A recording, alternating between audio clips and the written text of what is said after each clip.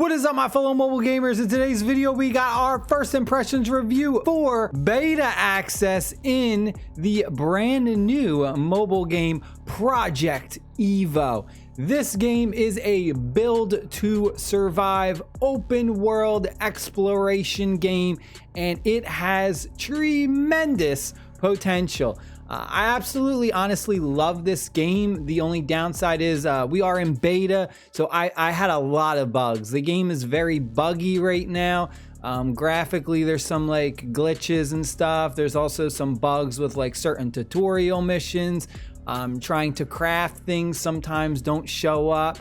Little things like that, you know, they'll get polished out once we get our final version of the game. But right now, in the state, the core gameplay is there, and the core gameplay it's fun, man. The main objective is to build up your own little like house, your own little territory, and you have these things called embers, and the embers are what give you points on the leaderboard and rank you. Now, everyone has their own little stash of embers, and you can actually go to other people's bases and try and steal their embers. What's really awesome about this is the fact that when you're building up your base, you can actually put code locks on things like your door, so that way people can't break in. But on the flip side, people can try and guess your code, and if they guess your code, they can get access to everything that is inside your base. However, if they fail guessing your code, then they have the potential to get shocked and lose some health. It just makes it fun overall to try and break into people's bases and steal their embers and just, you know, steal their stuff. The exploration is extremely fun because you're not only going out and scavenging for resources to build and construct and upgrade different things, but also you will find monsters out on the field, most importantly, zombies. So there are zombies that'll be walking around in certain areas that you actually have to battle or avoid depending on your choice. Now, if you're familiar with this PC game called Scum, it's very similar to that in the nature of you're going out and you're building to survive, where you're chopping down trees to get wood, you're using the wood to build walls and flooring for your house, you're mining stone and ore. The crafting system is really well done. Even better, you can team up with other live players. So that way it's even easier for you to survive or take down other enemies or other live PvP players. Now, one of my favorite features is the fact that this game has a guild system in it. Now, the downside is that it is only a 6-person guild. You can team up with your guild members and build some insane bases and then just go out and scavenge and just wreak havoc on other players who may be playing solo or other clans that may be playing together as well. The graphics are a little bit pixelated. I was running it at 1080p and I had it maxed out on the frame rate.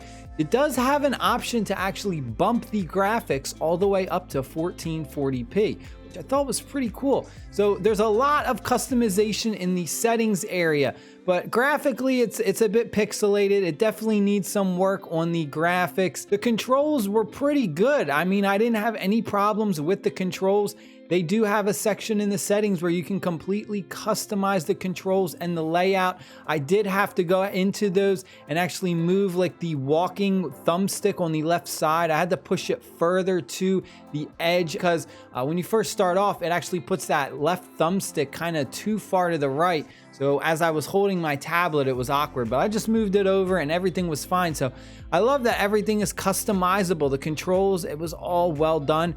Currently, there is no controller support, and I don't know if I would even want this to have controller support because there's a lot of touching of the screen, and like if you had to use a controller, I think it would kind of ruin the experience for this. But I definitely think they need to stick with it 100% touchscreen because, I mean, it's done very well. Monetization wise, it is beta, so there was no way to spend any money. Another thing that needs a little bit of work is the constructing. I think it actually does a pretty decent job kind of snapping the pieces all in together, but there were a lot of times where I was trying to build walls and it would kind of have the wall over here and I'd have to adjust my character to make it snap into where I would want it to be. And I put my door on this like weird lopsided part of the hill and I couldn't get into it. I actually had to build stairs, but the tutorial didn't tell me to build stairs. So I actually had to figure that out on my own because I got locked out of my own house.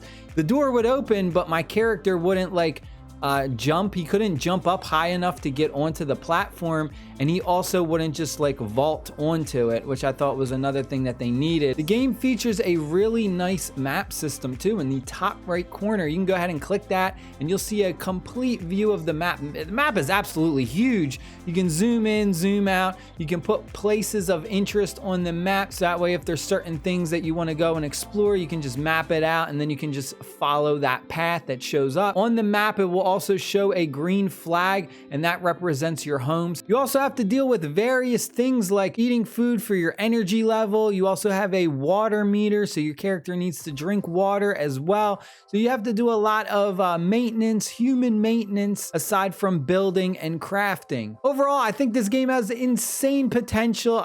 In the state it's in right now, I will give it a 7 out of 10.